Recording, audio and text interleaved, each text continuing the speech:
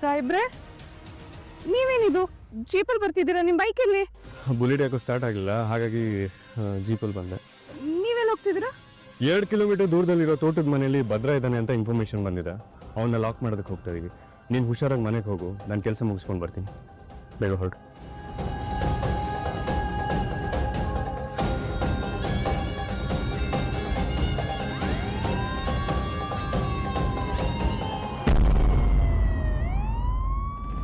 ಆ ಕೊಲೆಗಾರ ಸಿಕ್ಕಿದ್ರೆ ನನ್ನಮ್ಮ ಹೊರಗೆ ಬರ್ತಾಳೆ.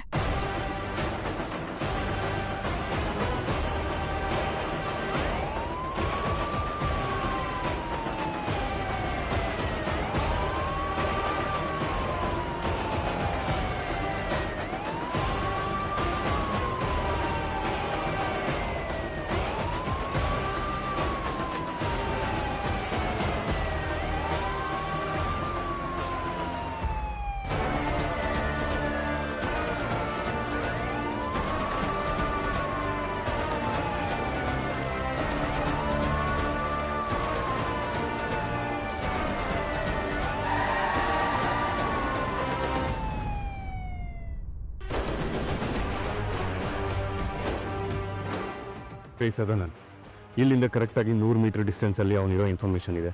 ಯಾವುದೇ ಕಾರಣಕ್ಕೂ ಇವತ್ತು ಅವನ್ನ ಹಿಡಿದಿರೋ ಈ ಜಾಗ ಖಾಲಿ ಮಾಡಬಾರ್ದು. Be careful. ಹಾಂ ಸರ್.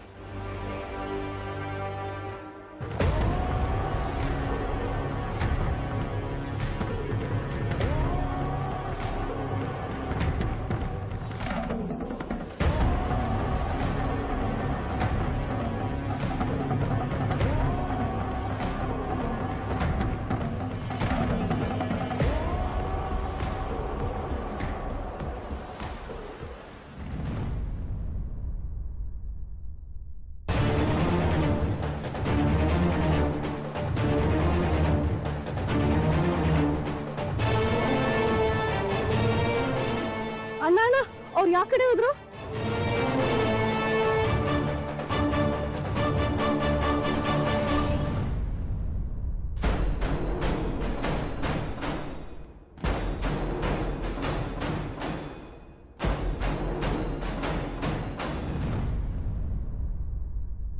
ಏಯ್ ಮೆಂಟಲ್, ನೀನು ಯಾಕೆ ಇಲ್ಲಿಗೆ ಬರೋಕೆ ಹೋಗಿದ್ದೆ? ಯಾರು ಹೇಳಿದ್ರು ನಾವು ಇಲ್ಲಿದ್ದೀವಂತ?